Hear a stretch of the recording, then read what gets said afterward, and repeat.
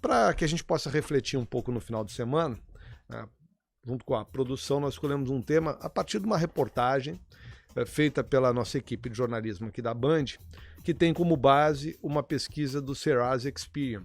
19 milhões de brasileiros de 18 a 35 anos que moram na periferia estão inadimplentes. Esses jovens representam menos de 17% de toda a população e são 1/3 dos consumidores que não conseguem ficar com as contas no azul. Ou seja, é um grupo, uma parcela menor da população, no entanto, é um número muito maior do que ela representa quando se leva em consideração apenas aqueles que estão inadimplentes. No mês passado, segundo a Serasa, quase 63 milhões de brasileiros estavam inadimplentes.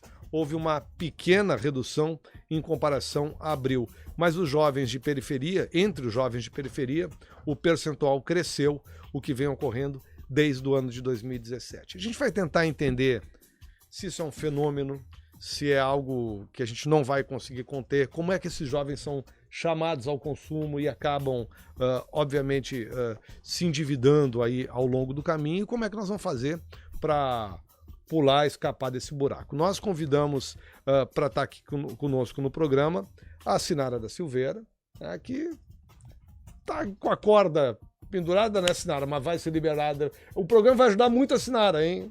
O nosso objetivo aqui é chegar ao final do programa e melhorar a situação da Sinara. O Marcos Miller, que quem acompanha o 90 Minutos há muito tempo já conhece, o Marcos junto com o Hilton, fala sempre conosco aqui de mercado financeiro, sempre falou de mercado financeiro. O Marco é um profissional de investimentos, trabalha lá na Elite. O Everton Lopes, que é economista e é especialista em educação financeira, pela Fundação Sicredi, né? Na Fundação Sicredi, vai nos ajudar justamente a encontrar esses caminhos. Está sentado do lado da Sinara, que é para ajudar a resolver a questão da Sinara. E a Eliana Bender, que é psicóloga do Hospital de Clínicas, que vai nos ajudar a entender como é que a gente sabe quando você vê ali que o buraco está ali, não tem saída daquele buraco, a gente se joga mesmo assim, de alguma maneira, alguma coisa, uma motivação nos leva lá para... O que lhe levou aí a ter dificuldade e acabar se endividando ao longo desse caminho? Primeiro eu já tinha dívidas por banco e comprando e não consegui pagar. Agora eu me endividei de novo por causa que aí a minha casa faz... Mas você tinha te liberado da dívida? Não, já estava com ela ainda. Tava Vivendo com ela. É. Você está trabalhando? Sim. Sim, você tem emprego, tem renda. Sim, eu trabalho, sou educadora assistente, trabalho numa escolinha. Uhum. E aí? Aí foi vindo as contas e dívidas.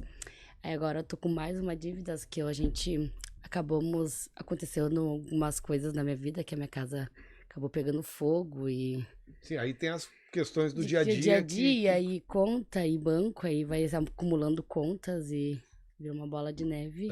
Você sabe hoje, assim, sem dizer quanto você ganha, né? Quantas vezes, quantos salários você precisaria se você não consumisse mais nada para poder pagar suas contas? Você tem ideia? Você precisa de 1 ano de trabalho, 3 meses, 10 anos, tem ideia? Eu acho que uns 3 anos. Só para pagar suas contas? Só. Qual é a sensação que dá nesse processo? Porque até para trabalhar é complicado, né? Você fica esperando o quê? Uma mega-sena, uma chance de cair uma bolada, uma ajuda? Como é que funciona? É complicado. Você é a única responsável pela renda da tua casa? Tem marido? Tem mais alguém na família que trabalhe, que ajude no sustento da casa? Não, eu sou casada. A casa teu marido te ajuda Sim. No processo. Aí vocês vão vivendo, os dois embolados nessa... Os dois endividados. Os dois endividados. Que idade tem teus filhos? Eu tenho uma filha de 9, uma de 6 e outra de 3 anos. O quanto, assim, a necessidade que tem também, que obviamente isso faz parte da maternidade, da paternidade, de alcançar coisas para as crianças, também acabam te ajudando a entrar nessa roda, assim, e não conseguir sair. Ai, é complicado, porque aí é remédio, e é compra isso, compra. Sempre tá faltando alguma coisa. Tem um brinquedinho no aniversário. Um brinquedinho de aniversário, é roupa, é sapato, E sabe que filho, né? Eles não conseguem esperar e tem que estar comprando. E Sempre falta alguma coisa. Você procurou algum tipo de ajuda, né? A gente está aqui com o Everton, por exemplo, que trabalha com educação financeira. Você procurou algum lugar assim, bom, vou sentar lá, procurou, sei lá, o Procon, que faz renegociações de dívidas, tentou de alguma forma sair desse... Não, esse ano que tá vindo umas propostas, assim, de algumas contas que já estão caducando, aí eles estão mandando... Eles mandam mensagem se quer parcelar, assim, eu tô calculando até o final do ano, talvez. E às vezes tem umas que parecem muito tentadoras, mas que rola a tua dívida lá pra frente, né? Aí tem que pensar bem, né? Dá um susto. Na sua família, assim, tá seus amigos, a sua turma de colégio, da sua época, seus colegas de trabalho, tudo mais ou menos nessa mesma situação. Mesma situação. Ou seja, essa questão do endividamento, sobretudo nos jovens da periferia, ela é muito forte. Muito forte. Aí acaba fazendo 18 anos, né? Que tem muito assim, 18 anos dá pra abrir cartão do isso e aquilo, e acaba abrindo cartão, comprando, foi o que aconteceu comigo, né? Que deu os meus 18 anos. Aí, abriu o cartão, tá de maior, vai Pegou lá, o cartão pega o cartão da ali. loja e vai comprar, né? Aí depois pra pagar. Aí pagou o mínimo, quando veio fica uma bola de neve, né? E ninguém nunca te disse lá no começo que pagando o mínimo tinha um juro alto, não. Que vinha depois e... Não, ninguém nunca me avisou, só me falaram que é bom fazer cartão ali, vamos comprar. E cadê o dinheiro para pagar depois? O bom é eu gastar, né? E depois esse é um problema. Sinara, obrigado. Deixa eu aproveitar o Everton que está aqui do lado da Sinara, que é economista e que é especialista em educação financeira da Fundação Sicredi. Acho que esse depoimento da Sinara nos ajuda muito, né, Everton? A ajudar a Sinara e outras pessoas, sobretudo aqueles que ainda não fizeram o cartão, ainda não estão lá dentro desse processo. Verdade, Bom dia. Verdade. Bom dia, André. Bom dia aos ouvintes. Bom dia aos colegas aqui da mesa. Realmente aqui tem bastante indícios, né, de que precisa urgentemente de uma educação financeira. E aí é importante na palavra dela, André, e ouvintes também, de que ela falou assim, ó, aos 18 anos, ela obteve o cartão de crédito e hoje ela está com 29. São 10 anos. Então são 10 anos vivendo provavelmente, muito provavelmente, fora da sua realidade financeira. E com uma angústia, né? Porque eu imagino que a Sinara passa o tempo todo ali angustiada. Né? Vivendo fora da sua realidade financeira, e isso acaba, como ninguém explicou, ou talvez não tivesse tido a oportunidade de saber como deve viver com a sua renda, independente. Eu sempre digo uma coisa importante, de que administrar as finanças pessoais não depende de quanto a gente ganha, e sim como a gente administra o recurso. Até porque existem pessoas ganhando muita grana e completamente endividadas. Não são só os de baixa renda ou os de renda mais baixas, né?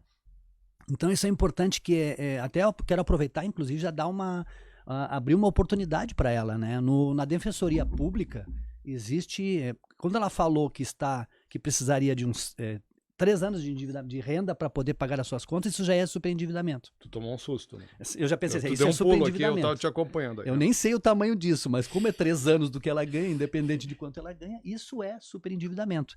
E aí existe a Defensoria Pública, onde tem que pode fazer entrar nos superendividados, onde tu pode ir lá, fazer acordo, pagar dentro da tua possibilidade, sem comprometer a tua vida cotidiana normal. Uma coisa que a Sinara falou me preocupa, assim, porque é muito comum receber ligação para propor uma renegociação. Normalmente tem umas arapucas nesse processo, né? Porque a grande jogada, a grande forma que ela tem que perceber é o seguinte, ó, não basta renegociar a sua dívida. É importante que ela consiga honrar a dívida. Uhum. Então, entende? Se a instituição X lá chegou e disse para ti, tu deve 1.000, vou te fazer, vou colocar só para exemplo, tá? Em 10 vezes de R$100 para tu quitar, ou de sei lá, 3 vezes de R$200, 4 vezes de R$200 para tu quitar a tua dívida, é importante que, primeiro, isso vai te tomar um bom tempo da tua renda e também tu precisa honrar. Porque se tu não conseguires quitar esta tua dívida, alguma das parcelas, isso foi tudo por água abaixo. A negociação foi por água abaixo. Aí não adiantou nada. Né? E ficou pior, né? Porque ela pagou parcelas, já havia pago antes, não conseguiu negociar e a situação cada vez se critica mais. Quando se fala em endividamento, é complicado porque isso, inclusive, pode provocar uma série de questões que levam a um adoecimento, né? Tu trouxe muitas coisas importantes na tua fala, né, Sinara? Tu trouxe a questão dos 18 anos, a questão de que agora sou dona do meu nariz, e aí começam as ofertas, né? A gente brinca os quadradinhos, que são os cartões de crédito, e é muito complicado, porque nessa fase onde a gente quer voar sem dar satisfações, é meio estranho alguma pessoa mais velha dizer, olha, vai com calma, pensa no dia de amanhã, hoje tu compra e não tem que colocar o teu dinheiro, mas depois a fatura vem, a conta vem, né? E o uso dos cartões, ele tem uma falsa ideia de que a gente faz o dinheiro esticar, quando na verdade ele não estica. O dinheiro, ele é uma coisa muito concreta, né? E é uma coisa muito definida.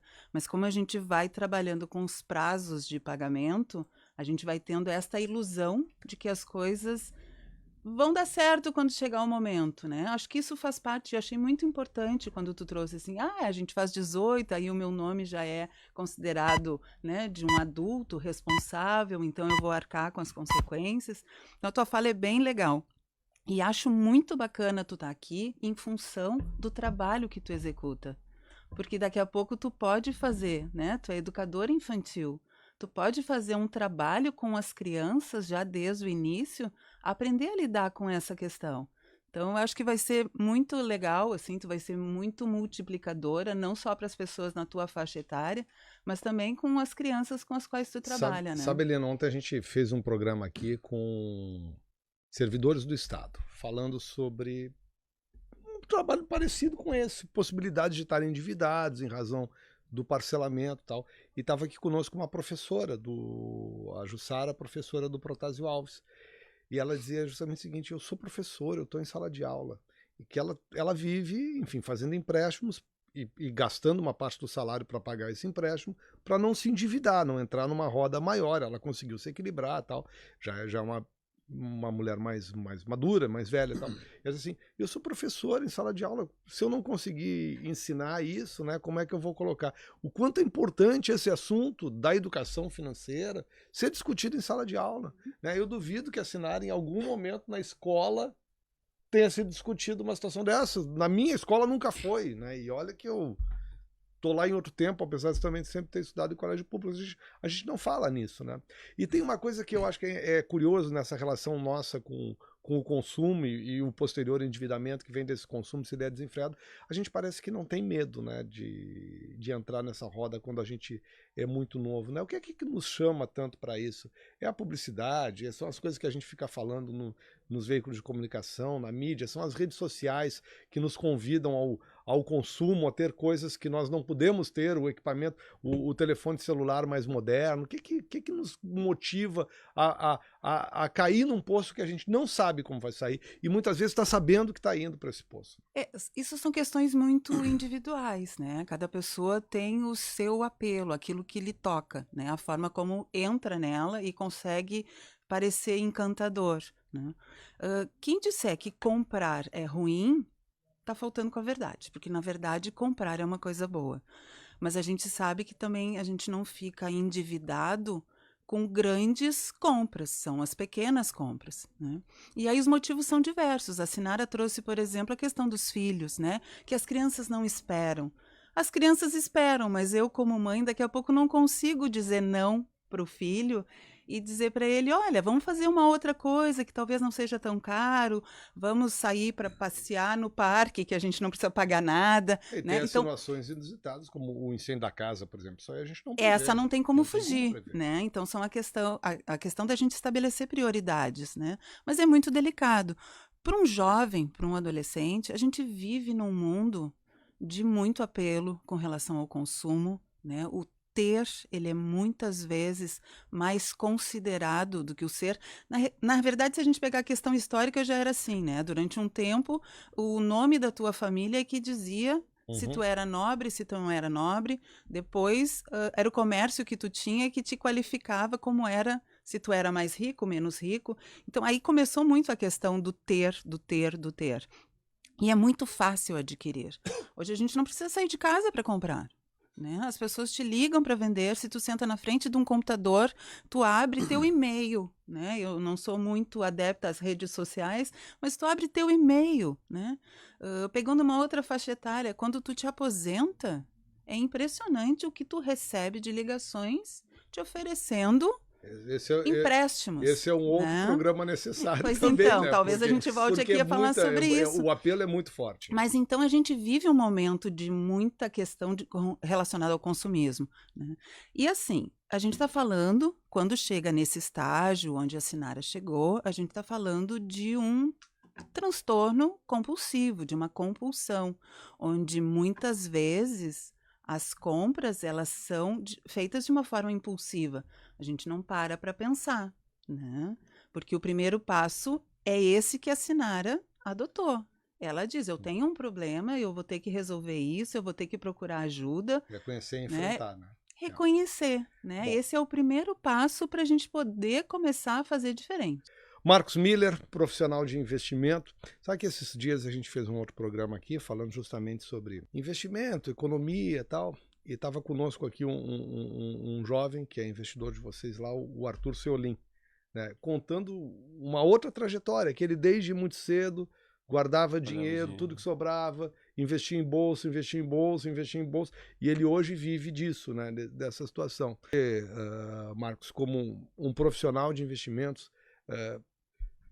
lida com quem está, enfim, nessa outra situação e que quer pular de lado, né? O que a gente sabe que a gente precisa, independente do que a gente ganha, e o Everton colocou isso aí, você tem que separar um pouquinho para alguma coisa, de alguma forma. Às vezes, bom, não dá, você precisa revisar suas despesas, não tem como fugir desse. Porque muita gente chega para investir assim, sem saber nada. Então, eu tenho um dinheiro que sobrou para mim lá e eu queria ver o que eu faço com isso. E, na verdade, quando você vai investir, você tem que estar pensando sempre, desde cedo, em aumentar seu patrimônio. E não em fazer algo com o que sobrou, né? Então, você tem que ter um investimento planejado. Então, eu sempre trabalho mais ou menos com que seja de 20% a 30% que você ganhe, você invista. Até para fazer um pouco de reserva de emergência. Vale se você ganha 2 mil, 3 mil, exatamente, ou se você ganha 10 mil exatamente, ou 30 mil. Que aí vai se ajustar sempre a sua perspectiva de vida ali, né? Então, a gente sempre fala para fazer sempre uma reserva de emergência para casos como esses, né? E sempre trabalhar a educação financeira, né? Até o doutor estava falando ali sobre que a pessoa tem que se educar, tem que procurar aprender mais. Esse é o primeiro passo. Eu estava buscando ontem à noite um pouco de matéria para poder falar aqui. Eu cheguei num estudo do professor, um estudo bem rapidinho, estudo do professor Marcelo Prudente de Lima, da Universidade de Mackenzie. Ele fez um estudo com 600 alunos de finanças, economia e contabilidade. Ele partiu do princípio de que essas pessoas saberiam educação financeira. Então, ela já teria um nível alto de educação financeira e, portanto, ele queria analisar como é que essas pessoas gastavam seu dinheiro. E ele viu que, realmente, aquelas pessoas, conforme subiam no curso, eles sabiam mais educação financeira. Mas o que ele viu também é que essas pessoas também se endividavam de forma compulsiva, com alto gasto de cartão de crédito. Então, existe sempre um aspecto comportamental que a gente tem que sempre levar em consideração. E aí, fazendo um gancho com o que a doutora também falou, a educação financeira tem que vir desde criança. E é uma coisa que você falou também, nossos pais não ensinam pra gente, a gente não aprende no colégio lá, quando a gente é criança mesmo. Então eu me lembro também que eu não tive nada de educação financeira, eu não sabia nem o que significava crédito. Eu saí, acho que do colégio ensino médio sem saber isso quase. Então, esse conhecimento é importante, saber lidar com o dinheiro, saber fazer um planejamento de longo prazo, né? Eu acho que o brasileiro é muito curto prazista. Mas se a gente muda isso numa geração, tu muda a economia do país. Muda a economia do país inteira. Muda a economia do país. Muda a economia do país inteira. Você pode pegar aí várias culturas diferentes. O japonês, ele pensa muito no longo prazo. Ele tem muita reserva de capital. Inclusive, é um dos países que tem maior dívida por PIB, mas é um país estável, porque eles têm bastante reserva de capital. Então, enfim, Não, porque estar endividado não é o problema. O problema é estar endividado descontroladamente. descontroladamente, né? sem, Então, sem possibilidade de pagar, como o doutor falou ali, você não tem como pagar. e a dívida, por exemplo, ela é saudável quando ela é para você aumentar seu patrimônio. Né? Exatamente, Adquirir exatamente. um imóvel, uma situação Dentro assim. de um planejamento financeiro que você já fez anteriormente, por longo prazo, né? Uma das coisas que eu enfim, aprendi, boto na minha cabeça, então, é quando você está endividado, e eu já tive endividado, então já recebi meu salário para cobrir o negativo do banco e não fazer mais nada, e ter que vender coisas para poder colocar, é tentar melhorar a dívida que você tem. Pagar juros mais baixos, consolidar ela em local só. Você tem ideia para quantos lugares diferentes você está devendo, Sinara, hoje? Tá disperso, assim, é o cartão, é o banco, é a loja, é a tia que emprestou e Acho que umas 6. 6 fontes diferentes. É, Você tem 6 pessoas para ficar batendo lá e dizer, Sinara, é. né, vem. Você tentou de alguma maneira juntar isso, agrupar, ir num banco, fazer um único empréstimo, melhorar a sua. Não? Não. Pensa em fazer? Não sabe como fazer? Não. Não sei como fazer. Isso é importante. Como é que se faz, hein, Everton? Meu objetivo daqui hoje é sair com um caminho para a gente ajudar a Sinara a sair desse buraco. Nós vamos entendeu? ajudar, nós vamos ajudar. E sair de uma maneira que a Sinara saia do buraco por ela mesma, entendeu? Que a gente consiga fazer essa... Vamos dar os direcionamentos Vamos e, dar ela os vai, direcionamentos. e ela vai seguir à frente. Bom, uma coisa até para colocar importante que foi citado ali pelo Marcos e pela Eliane, né? Importante, tá? A partir de 2020, foi aprovado Base Nacional Curricular em Educação Financeira nas escolas do ensino fundamental. Então, estamos começando a mudar. Eu li Não digo nem tardiamente, mas estamos começando a mudar. Em algum momento tem que fazer, né? Um dado importante, tá? Só a título de curiosidade e para ilustrar as coisas que nós estamos falando. Educação financeira, indicador de educação financeira, por exemplo. Brasil, numa escala de pesquisa do Banco Central, relatório do Banco Central, de 0 a 100, média brasileira 45. Rio Grande Sul do país 74. Rio Grande do Sul 74, região sul 65. Ou seja, estamos acima da média, mas temos ainda muito a correr. Quando ela falou sobre dívidas, né, que é o tema dela principal aqui, existe uma coisa chamada consolidação das dívidas, que foi o que tu falaste há pouco, André, né? O nome técnico se chama consolidação. Fala consolidação é um nome difícil. Né? O que é consolidação das dívidas? Ela diz que tem primeiro ela precisa parar.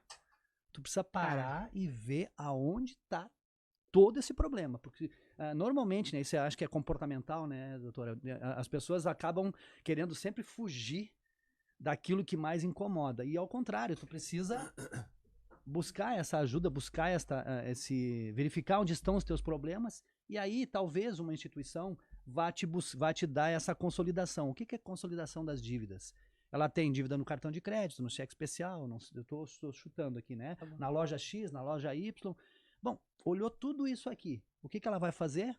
Ela vai Existem N formas de sair de endividamentos, como vender coisas que não precisa, pedindo emprestado para parentes, mas ela já disse aqui, né, tendo em vista alguns problemas que já aconteceram, como incêndio, como pessoas que vivem juntas estão endividadas, então acaba saindo um pouco fora desta alternativa. Então, talvez a consolidação da dívida, ou a procura mesmo dos órgãos, como eu falei, tá, como da Defensoria Pública dos Subendividados, podem te ajudar. Primeiro porque, assim, consolidar as dívidas, o que é? É trazer tudo para uma coisa só. E poder negociar e melhor. Poder pagar. E, de novo, precisa honrar essa dívida. Se não honrar, vai tudo por água abaixo. Tem uma coisa importante também, talvez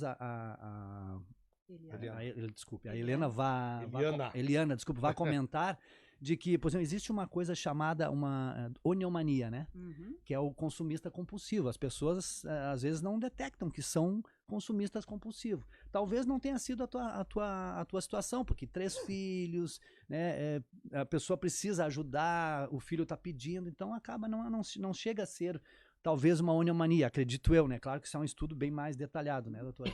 Mas acho que é importante, assim, tu procurar ajuda. Existe também, tá? Só para auxiliar, existe também na Cruz Vermelha os devedores anônimos, pessoas que podem, né, pedir ajuda e ali tu tentar de uma forma ou E de fazem outra. reuniões ali, se não sabem, já na Independência. A aqui em Porto Independência, Alegre, isso. É ali, toda, se não me verdade. engano, é todas as quintas-feiras ao meio-dia.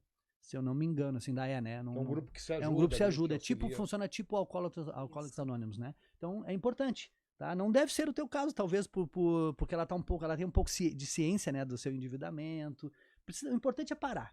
Para, ver quanto tu está de fato devendo, para poder ver quanto tu poderia, né, junto com o teu esposo, para uma parcela desse recurso para pagar a sua dívida e sair desse problema. Mas para isso é fundamental que tu viva dentro da tua realidade. As pessoas, né, foi bem claro, dos 18 anos tu começou, todo mundo quer, né, o consumir, tá, outdoor, olha para o Chegou, outdoor, abre pegou na o cartão internet. de crédito e agora tô... A gente tem que entender que cartão de crédito ou crédito, tudo isso é antecipação de receita. Ou tu tá gastando aquilo que tu não tem ainda, ou que tu vai ter que pagar depois. E uma coisa é inevitável, o boleto chega. O que chamou a atenção pra gente aí nessa pesquisa é que nós estamos assim, esse endividamento está muito forte nessa camada da juventude, né? Que é essa juventude que mora na periferia, como a Sinara ali, que mora no Morro do Quintana, e está narrando ali que vários amigos estão numa situação muito semelhante, né, Sinara? Enfrentando esse enorme desafio. E muitas vezes, eu acho que o F tem tocado em ponto, é a falta de conhecimento de como sair dessa buraqueira toda. E a importância da educação financeira, né? Que ela precisa de entrar urgentemente no conhecimento das Deixa pessoas. eu destacar aqui, ó, o Cássio está nos ouvindo, lá em Sorocaba, em São Paulo, ele está dizendo o seguinte: meu filho, quando tinha 14 anos, comecei a explicar para ele sobre juros, sobre cheque especial, sobre cartão de crédito rotativo, como as pessoas se abundavam no crédito pessoal, afundavam, acredito que foi digitado errado, pagando o mínimo. Aí ele falou, nossa, essa matéria é interessante para colocar nas escolas, né? E agora... Educação financeira tem tudo a ver. Que finalmente vai. Porque essa história de crédito rotativo, eu fui bancário muito tempo, trabalhava na Caixa Econômica Federal. Às vezes as pessoas chegavam lá no mês seguinte e diziam assim, mas olha aqui meu cartão de crédito, eu paguei, mas estão me cobrando mais tanto. As pessoas não sabiam da existência do juros, não sabem o que é o rotativo. Não. Às vezes você descobriu o que era um rotativo na marra ou já sabia? Eu descobri na marra, eu descobri depois saí do colégio, meu pai me deu um cartãozinho, depositava a mesada, e era um cartão de débito que o banco transformou em crédito sem eu nem saber. E aí eu comecei a usar, tenho crédito, sou o bambambam dos meus amigos. E aí comecei a fazer, nem sabia o que estava, quando vi tinha lá R$1.000 de dívida, eu ganhava R$100. E aí tive que aprender o que era isso. E um né? castigo em casa do teu pai, porque tu gastou demais. E o castigo, também. né? Alguém tinha que pagar a conta. Alguém teve que pagar aquela conta, né? Nós estamos discutindo aqui endividamento de jovens, especialmente dos jovens da periferia, que representam hoje 1/3 da população de endividados no país. A gente está conversando sobre essa questão que envolve endividamento. Você me disse que no bloco anterior queria ter falado alguma coisa, Marcos. O que era? Eu estava comentando aqui no intervalo que a gente às vezes tem clientes que vêm investir e não sabem nem o conceito de juros, né? Então é sempre importante a gente falar de novo educação financeira, né? Porque juros é importantíssimo para saber e entender como é que a dívida da gente cresce. Isso, juros é aquele porcentagem que o seu dinheiro valoriza com o tempo, né? Então, ou no seu caso, se você emprestar, é aquilo que você vai ter que pagar com o tempo, né? Então é sempre bom saber sobre esses dados de juros, que é inflação, o que é, enfim, os custos que tu tem para pedir empréstimo, todos esses quesitos de educação financeira mesmo que a gente estava conversando. O Elisandro aqui está nos lembrando do Cazuza, né? Dizendo que o cartão de crédito é uma navalha, mas enfim, a situação que o Cazuza fazia era. Não, mas a situação que o Cazuza fazia era outra, Era né? outra, que era como o marginal que diz que o cartão de crédito ele passa a navalha para pegar o dinheiro, mas ele não deixa de ser uma navalha que nos fere também nesse sentido. É verdade. O que as pessoas às vezes não entendem é assim, eu vejo lá que os juros é 6%, é 10%, o juro é 6%, é pouquinho. Só que aí no mês seguinte é sobre o novo valor. O novo valor, né? Então, não é sobre os mesmos 10 que é os juros iniciais. compostos, né? Então, 1% faz muita diferença. Dá para fazer várias contas aí, simples assim, de calculadora mesmo. E você vê lá que daqui a pouco, em 5, 10 anos, aquele 1% vai ser 1.000, 10 mil, 20 mil, 100 mil. né? Vai depender muito do montante inicial. Mas faz diferença sim, faz bastante diferença. Levar em consideração essas essas vírgulas. Essas ali. vírgulas, exatamente. O banco sabe dessas vírgulas, ele vai sempre tentar usar o máximo que ele puder. Né? Qual é o pior endividamento que tem? Assim? Com o que é pior estar endividado? É com cartão de crédito? É com banco? É com uma financeira? Não faz diferença, depende do juro. Eu acho que até o doutor pode me corrigir, mas eu acho que o pior é cheque especial, né? Acho que é o maior crédito. A certeza custo, mesmo né? é de que cartão de crédito e cheque especial só Não são boas dívidas. Não são boas dívidas. Aliás, só para deixar claro assim, o cartão de crédito é um excelente instrumento de crédito, desde que usado de forma consciente. Só uma lembrança, ó, se for 10% ao mês, cartão de crédito, em 7 meses, dobra a dívida. Então a pessoa tem que ter esse cuidado. Porque, como o Marcos falou, é importante ali assim, os juros, conhecer os juros, claro que são coisas às vezes técnicas que as pessoas acabam fugindo um pouco desses assuntos, mas o juro é bom quando ele vem para o nosso lado, e não quando a gente tem que pagar, né? Essa é a grande jogada. Posso aproveitar o gancho da navalha? É importante. Não, são coisas importantes, né, que a gente tem que aproveitar, que quem está nos escutando traz, e eu acho que a gente tem que aproveitar isso, né? Se falou aqui sobre o comprador compulsivo. Na verdade, a gente tem que distinguir o que é um comprador compulsivo e o que é aquela pessoa que se endivida por questões da vida, né? Isso aí. Então, assim, existem escalas para a gente poder avaliar, mas isso quem faz é o profissional. O que a gente sabe do comprador compulsivo? Ele age por impulso. Muitas das vezes não existe a menor necessidade daquele objeto que ele adquire. Ele até tenta se justificar e encontrar, né? Mas se tu for conversar com essa pessoa, tu entra na casa dela e ela tem daqui a pouco um armário cheio de coisas que ela não usa, maquiagens que não usa, enfim, gravatas que não... Né? Mesmo que vivesse 200 anos, não poderia utilizar. Exatamente. Com televisão. Né? E o que acontece, assim, para a gente fazer essa diferença, né? O comprador compulsivo, ele, depois que ele vai pelo impulso, ele tem uma sensação de prazer, né? Porque, na realidade, ele utiliza isso, assim, como outras compulsões, ele utiliza para obtenção de prazer. E depois ele tem um desconforto, um desprazer, uma frustração muito grande. E aí, se a gente pegar a questão do cérebro, né, que tem lá uma substância, um neurotransmissor, a dopamina, que é responsável pelo prazer, se a gente for analisar essas pessoas, a gente vai ver que existe um funcionamento que não é saudável, né? Que, inclusive, muitas vezes se trata esse paciente, daí se precisa da ajuda de um psiquiatra com medicação.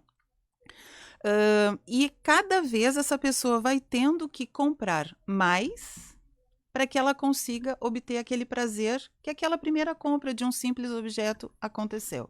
Esse é o compulsivo, né? No teu caso, né, Sinara, o que aconteceu? Tem um histórico familiar onde tu viveu num ambiente onde as pessoas já viviam endividadas. Então, estar endividado não era um mito, faz parte da vida, exatamente. Associado a isso, a questão familiar, tu viveu um momento onde te apresentaram a possibilidade de comprar, onde tu vivia num ambiente onde as pessoas valorizavam muito o celular, né? Sei lá eu o quê, enfim, o sapato, e aí me ajuda o que valorizavam, porque a gente tem uma diferença de idade bem grande, né? Mas enfim, valorizavam coisas materiais, né? E então, assim, teve todo um encantamento. Então, a gente não pode considerar que existe um único motivo para esse endividamento. Existem questões pessoais, existem questões familiares, existem a questão do ambiente que a gente vive. As questões emergenciais. Né? Exatamente, porque se não fosse isso, todos nós, né? Na verdade, assim, quem nunca, né? Quem não passou já por um momento onde disse, pá, botei o pé na jaca e agora vamos puxar o freio de mão, né? Talvez a dificuldade maior seja que quanto mais a gente posterga esse momento de puxar o freio, pior fica a situação da gente. E uma coisa que eu gostaria de te dizer é o seguinte, essa questão do endividamento, ela é uma questão familiar. Tua, do teu marido e dos teus filhos. Isso não é uma questão de vergonha, e isso não deve... Claro que agora tu tornou público, né? Mas enfim... Mas isso não é um motivo de Não, senão ela vergonha. ganhou um programa só pra ela. Mas isso não é... Então, o que eu acho que é bacana também, né? Poder sentar com teus filhos, porque às vezes a gente subestima as crianças. A gente acha que eles não entendem o que está acontecendo. E eles, às vezes, têm uma compreensão, porque eles se permitem isso, né? Muito mais serena do que a nossa. A gente fica cheio de dedos, cheio de melindre para sentar e dizer, olha, a mãe está endividada, talvez o Papai Noel, o Coelhinho da Páscoa, né? Ele vai ter que ser criativo, não vai poder ser da mesma forma. De repente, no aniversário, quem sabe a gente faz o nosso bolo e aí a gente faz juntos.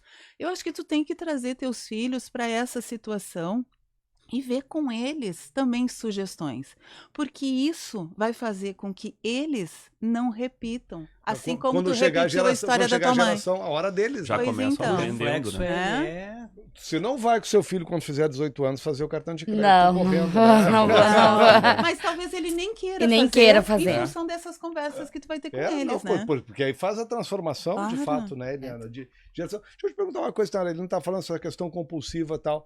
Você acha que você tratou de uma situação que é emergencial, que é a questão, por exemplo, da sua casa, né, tal, mas houve ao longo desse tempo, assim, coisas que foram por impulso, que você disse assim, puxa vida, por que eu comprei essa blusinha que eu não precisava, tal? Ah, sempre, né? Quem não, né? Quem nunca, não, né? Teve casos assim de... Ai, comprei, depois fica pensando, ai, por que eu comprei, né? Se eu não precisava, se eu tinha, né? Acontece, né? Isso Especialmente acontece. quando a gente é mais jovem ainda, né? Imagino que Exatamente. Antes dos filhos foi ainda, né? pior, sabe? Porque aí tu quer sair e compra uma blusa. Aí... Mas eu tinha uma blusa guardada no meu guarda-roupa, por que eu comprei outra? Sempre sim, né? Verdade. Aí é aquela história que ela deve utilizar, né? Compre o que precisa, quando Quando precisa, e não precisa. porque está na promoção. Aí, mas agora que... Não, mas aí agora quando tá endividado eu penso, mas tu não tá precisando disso não compra, mas tu vamos... começou a ter consciência. Depois né? que já tava sem limite em lugar nenhum, com o nome sujo de tudo que é lugar, né? Tu sabe uma sugestão que eu dou para os pacientes? É o seguinte, primeira pergunta, é desejo ou é necessidade, tá? E assim, pensa por pelo menos 24 horas. Nunca compra no No impulso, momento, é verdade. tá? Perfeito. Pensa. Se amanhã, depois de amanhã, Continua semana que querendo, vem, né? continuar sendo uma Necessidade. necessidade Não um e desejo, não um né? desejo, bom, daí pensa de novo. Aí, E vai. Ela aí teve sim. até tempo nesse momento de ver se tinha condições Se tinha financeiras para condição. comprar. E ela vai Chegar comprar em por casa. necessidade. Sabe que eu acho que tem uma coisa que as É pessoas importante enfrentam muito pouco, que você falou no começo, Ever, que é pegar e abrir suas contas, entende? Abrir para si próprio, botar na mesa tudo aqui. Tem, sei lá, se não tem computador, faz lá no papel, mas coloca num lugar. Quando você começa a olhar, você toma uma consciência muito maior. Você não fica só na cabeça, puxa, eu estou devendo pro cartão. Não, você sabe que está devendo tanto pro cartão, o que isso representa. Posso dar uma dica para ela como fazer isso rapidamente? Olha só, eu vou tirar a parte técnica. Existe uma coisa chamada classificação ABCD de gastos. Mas eu vou tirar fora isso para tu entender melhor. Tá. De um lado tu bota o que tu tá devendo, do outro lado o que tu ganha. Obviamente, neste momento, é maior aquilo que tu está devendo. Sim. Quanto é mais que tu deve do que tu ganha? X. Uhum. Então, onde é que tu começa a cortar coisas? Porque tu precisa voltar para tua realidade financeira. Então, tem coisas que vai ter que ser cortadas nesse momento. Claro, tem aí a casa que te toma 50% da tua renda. Deve ser conjunta, da renda conjunta ou só da tua renda? Não, da minha renda. Da tua renda. Bom, tem o teu esposo ainda que, como a psicóloga falou, importante, reúne a família, vamos jogar limpo, claro, para que as coisas fiquem, para que a gente tenha uma coisa lá na frente mais tranquila em termos financeiros, entendeu? Porque senão, se tu não parar para ver como estão as tuas contas, mais distante vai ficar a solução. Deixa eu trazer aqui umas participações aqui de ouvintes. O Luiz Eduardo Cavaleiro está dizendo que ele está cobrando o governo, que o governo precisa gerar emprego, fazer coisa, enfim, para ajudar as pessoas. A Suzana Marques está dizendo que ama o programa. Obrigado, Suzana, querida. Eu achei que ela fosse dizer outra coisa, mas eu também te amo por estar conosco aqui todo dia.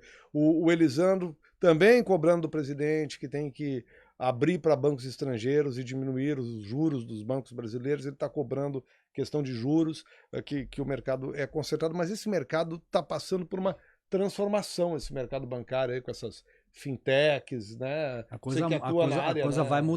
vai mudar lá na frente. Mas assim, ó, até para tentar, me permita rapidamente também, o governo está preocupado sim, né?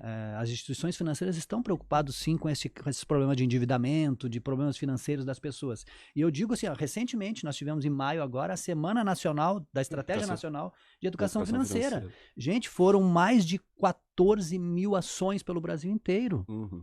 E o importante, ó, as instituições estão tão preocupadas que, por exemplo, as cooperativas foram mais de 70% dessas ações. Não Então, interessa. e isso é gratuito, gente. Lá no Sicredi, onde você está. Não interessa ao Sicredi, está cheio de gente endividada e inadimplente. Sim. Não interessa isso. Isso é importante que as pessoas procurem, o governo está se preocupando com isso, está se fazendo bastante O coisa. que interessa no momento em que você empresta dinheiro, seja lá onde for, não é só...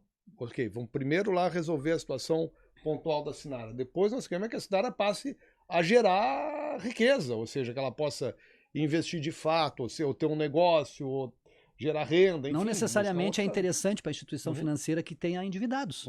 Endividados é não pagadores. Você gosta de investir para investir para que o país possa crescer, né? Sim. O chefe Kaiser está dizendo que lembro que aprendi com meus pais. Receber uma pequena mesada semanal e junto o ensino de poupar. Bancos distribuíam cofrinhos e a caderneta de poupança tinha uma caderneta.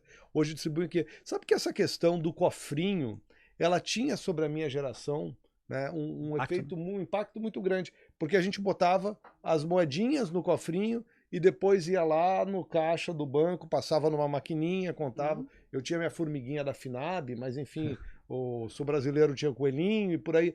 A gente não tem mais isso, na verdade, com as crianças, né? Como é que se tem trabalhado com as crianças hoje em dia? Tem os investidores lá, Marcos. Alguém prepara os filhos para economizarem, se prepararem para a vida? Olha, eu não tenho percebido muito esse cuidado. A gente defende até isso. Vai ser muito legal esse projeto aí do governo de colocar a educação financeira nas escolas a partir de 2020, né? Mas eu não, eu acho que deveria ter mais, assim, mais ações de pais ensinando para o filho mesmo, como você falou antes, como você falou também agora há pouco, ensinando desde criança. Às vezes a gente subestima as crianças. Eu acho que elas sabem bem mais do que a gente acha. Eu tenho um amigo que hoje está com 35 anos. E ele me conta que desde muito cedo, como ele via que os pais deles passavam naquele momento por apertos financeiros e por dificuldade, serve de orientação para os teus filhos também ensinar. Ele passou a dizer o seguinte: ele não queria os presentes. Ele, quando ia ao supermercado alguma coisa, ele sempre perguntava o preço das coisas para os pais, ao invés de pedir, para saber se era caro ou não, e se podia. E quando ele pedia presente, ele pedia uma poupança. Mais consciente que muito adulto. E, claro, e isso quando criança. E hoje ele é um adulto absolutamente equilibrado dentro da renda dele, com recursos. Não seria diferente, né? Enfim, não tem uma remuneração muito elevada, mas tem educação financeira e vive bem. Muito melhor do que quem ganha o dobro do que ele ganha. Que ele ganha, exatamente. Porque conseguiu se educar no caminho. É que às vezes os pais acreditam que não falar sobre algum assunto é a forma de evitar que aquilo aconteça, né? E a gente sabe que na realidade é justamente o contrário. Os pais têm que conversar com os filhos sobre educação financeira, os pais têm que conversar com os filhos sobre drogas, sobre sexo, sobre todos os assuntos que parecem assuntos proibidos, né? Porque na realidade, quando sou eu que falo com o meu filho, ele vai receber as informações de uma forma correta, de uma forma precisa, né? Se ele for ver ao redor, com os amigos, enfim, com outras fontes de informação, talvez ele receba essa informação de um jeito distorcido. Então, falar sobre educação financeira, falar sobre economizar, é orientar, é ensinar, é fazer com que no futuro essa criança, quando se transforma num adulto, né, num adolescente, num adulto, ele tenha o cuidado de conservar. Teus filhos podem ser excelentes parceiros com relação a isso e podem te dar sugestões muito interessantes. Eu conheço uma pessoa que passou por uma dificuldade financeira, né? E ela tem 3 filhos e os 2 mais velhos sugeriram que ela comprasse bala num atacado e eles começaram a vender balas na escola. É o plano B. Então, cada bala custava, vamos supor, né? E eles vendiam por 3. E eles começaram a fazer... Então, ela não precisava mais dar dinheiro para as coisas que eles precisavam comprar, e eles começaram a fazer isso, né? E ela trouxe aquilo de uma forma tão encantada pela iniciativa dos filhos e dos próprios filhos, assim, se sentirem tão importantes por estarem ajudando essa família, né? Então, daqui a pouco eles têm alguma instrução. Olha, 10h57, o Jorge está dizendo para a gente aqui que campanhas de solidariedade institucionais não dão assistencialismo, com outras conotações, educação para o consumo, juntar dinheiro, barganhar preço às vistas, esse é o caminho, educar não para o imediatismo, ter paciência para fazer a melhor compra. Vocês acreditam nisso, assim, que é uma pressão, por exemplo, sobre os jovens da periferia para terem um mesmo padrão de consumo de outras classes sociais? Isso está por trás, Helena? Acredito que sim. Agora mesmo a gente estava conversando, né, e foi dito que, bom, no bairro onde a Sinara mora, se pegar 10 pessoas, 9 estão endividadas, né? É aquela questão que a gente falou anteriormente sobre o fato de que quanto mais eu tenho, mais valor eu também tenho, não é? Quanto melhor eu sou, mais valor eu tenho. Então, isso está muito por trás dessa questão da aquisição. Acho que uma outra questão importante da gente trazer é que muitas vezes, né, a compulsão ela termina sendo uma forma da obtenção do prazer como um remédio, né? Não um remédio adequado, mas um remédio para algumas questões do tipo ansiedade, depressão, né? A gente sabe que quem compra compulsivamente tem um índice de ansiedade, de depressão, muito maior do que o restante da população. Tem muita gente que vai curar a depressão no shopping, né? Infelizmente, sim. E aí, né? quando volta para casa, se deprime mais ainda. Ainda mais. E aí fica... Por isso que ela é muito semelhante a qualquer outro comportamento compulsivo, sim, como o abuso de álcool, o abuso de drogas, né? Tu faz uso, né, daquilo, da compra, da substância, aí tu tem uma sensação de euforia muito momentânea, passou o efeito, tu afunda ainda mais, aí tu vai lá, precisa fazer compras em mais quantidade ou usar a substância em maior quantidade, e esse ciclo vai ficando cada vez pior e mais intenso, né? Então, qual é a minha orientação?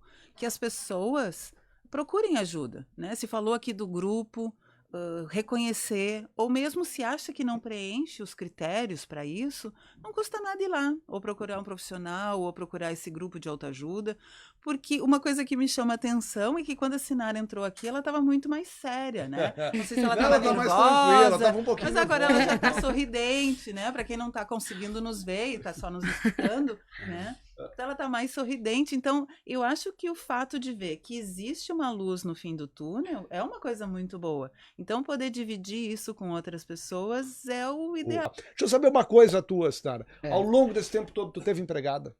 Sim. Nunca teve desempregada nessa trajetória de desemprego, aí, de endividamento? Não, eu trabalho desde os meus 16 anos. Uhum. E eu sempre... Ou seja, não foi o desemprego que te puxou para Não, não foi. Porque eu comecei a trabalhar como lojista. Aí depois vem para mim começar a trabalhar como educadora. Aí comecei lá na Restinga. É a crise financeira que nós passamos nesses últimos tempos, né? A gente não saiu dessa crise ainda, tem uma expectativa de solução, o governo celebrando reforma da Previdência como chance da gente crescer. A crise ajudou a aprofundar o endividamento? Ajudou, mas é bom salientar uma coisa importante. Meu colega economista ali vai concordar comigo. Crises, a vida econômica, né, o ciclo econômico, eles são virar outra crise. Vai passar essa, virar outra, vai passar, virar outra, vai passar, virar outra. E quem tem as suas finanças em equilíbrio passou por todas essas crises financeiras e estava bem. Eu quero aproveitar um gancho que ela falou, que ela é educadora. Que legal, hoje tu tá tendo aqui insights muito bacana. Usa esse teu feeling, né, esse teu conhecimento de educadora e tenta puxar um pouquinho para te resolver financeiramente no teu endividamento e ensina isso para as pessoas que te rodeiam, que estão contigo, ensinando o valor dessas coisas e não os preços das coisas. Ó, enriquece primeiro a tua cabeça, isso não tem nada a ver com dinheiro. É o ser, não o ter, né? Isso, é o ser e não o ter. Faça isso, tu vai crescer muito mais. E aí, a consequência do teu sair do endividamento, esse ele é é fundamental. Eu queria puxar um gancho até o que a professora falou sobre felicidade, e aí até ia dizer, né, que os doutores estão fazendo uma cirurgia nela, eu faria depois uma fisioterapia, né? Então assim que ela se assim que ela se estabilizou, Ambos assim, querendo a prosperidade, assim né? que ela olhar se para o futuro, exatamente, verdade, assim que ela se estabilizasse, né, a pessoa se estabiliza, planeja suas finanças, tem agora uma renda que vai ser destinada para investir, aumentar o seu patrimônio no futuro, aí a gente poderia dar várias dicas, né? Tenho clientes que começaram investindo R$200, bem pouco mesmo, até porque para abrir uma conta de investimentos ela é sempre gratuita. Então você pode abrir em várias corretoras de valores aí, as contas não têm custo. E aí investimentos vão lá desde de R$30, que é o mínimo na renda fixa, no Tesouro Direto, que é um investimento que rende aí, acho que 40%, 50% Mais que a a mais que a poupança, com poupança, né? E até ações em bolsa de valores, né? Estou esperando liberarem um pedaço desse fundo de garantia para botar no fundo. Para botar no Ah. fundo. Ele vai ser Tá liberado. todo mundo Vai ser- esperando, é. né? Estou Vai ter uma apanhando Aí ansiosamente. eu Tá esperando, Estou. Só o gancho aqui, ó. Eles estão querendo estimular o consumo, mas pensa primeiro em sair das tuas Não, dívidas. mas é o que eu tô focando. Não, Se me liberar, vai ser o que eu vou fazer. O gancho é exatamente esse, né? Eu comecei a estimular alguns clientes que começaram com bem pouco mesmo, R$100, R$200, eles foram colocando dinheiro Isso aqui é bacana. e eles É o foram hábito, né? gostando. Criando hábito. Até a nossa educacional, lá a gente tem na Elite Investimentos, a gente tem uma educacional que é a Blocos. Blocos Educação, a gente tem ali alguns posts, a gente fez até um ontem. O preço de uma ação do Burger King é menor do que o combo do Burger King. Então, a gente tem uma ideologia de que investir tem que estar na tua cesta de compras mensal. Então, por exemplo, você vai no mercado, você compra leite, você compra pão, você compra feijão, você compra uma ação. Você pode colocar isso lá. Porque ações têm de R$6. Você pode ganhar dinheiro, você Exatamente. pode perder dinheiro. de É um acordo com a fundo empresa, que você está fundo. fazendo, é um produto que você está comprando para aumentar o seu patrimônio no futuro. Então, ações tem ações de R$6, de R$20, de R$18. Uma das melhores empresas do Brasil, que é a Itaúsa, eu considero uma boa pagadora de dividendo, custa R$13, R$14 a ação, entendeu? Então, daqui a pouco é o preço de 2 chinelos. A gente tem também uma postagem. As ações da Alpargatas custam menos do que o par de chinelo. Sabe que eu nunca pensei desse jeito, né? Uma A gente está analogia tentando boa, fazer Mas essa é uma boa analogia né? para martelar as pessoas que elas têm que entender que, olha, você pode ou comprar um chinelo, você pode continuar usando o seu chinelo Eu tô antigo. vendo, tu tá comprar falando, uma ação. eu resolvi abrir A bolsa. a bolsa aqui, tô vendo que a ação Você da tá Ambev, olhando. a ação da Ambev, por exemplo, que tá subindo hoje, custa uma cerveja, né? Boa. Custa um fardinho, né? Eu acho, né? Mais ou Não, menos. Fardinho. tá R$18, uma cerveja boa, uma premium Uma lá, tal. cerveja. Isso, exato. É isso. né? Exato, exatamente. E aqui vai me render, o resto Vai te pode render. me dar uma vontade de Se ir ao você banheiro, fizer que é o que isso, que é funciona. o que a gente vendeu para esses nossos clientes. Clientes que começaram com 100, 200 reais, hoje já tem 15, 20 mil. De repente já Por uma salva você conscientização, num desastre, numa O emergência. cara fica com o telefone. Eu tô pensando entendeu? nisso Isso não também. Quando Isso tu não pensar foi ao naquele longo. sapato, Aham. tu compra uma ação da Alpargata. E aí? Ou da Arezzo. A Arezzo tem ações na bolsa também. Enfim, tem essa lógica, né? Eu vou Essas parar de pessoas... abastecer. Esse eu garoto vou... é esperto, porque na verdade ele pegou bem o ponto fraco das mulheres, né? Sapatos. Arezzo. Quando Sabe o que eu vou pensar numa fazer? Pontos ação, chaves, pensa né? Vou no parar de sapato. abastecer o meu carro e atribuições. comprar a ação da Petrobras. Isso aí da minha namorada, Se ela torna mais deu essa concreto, dica. né? Porque tu aplicar exatamente. é uma coisa muito subjetiva. Exatamente. Tu tem que ter, né, um entendimento de questões subjetivas. Quando tu transforma isso em coisas concretas, do tipo um sapato, né, que a gente gosta, né, Sinara?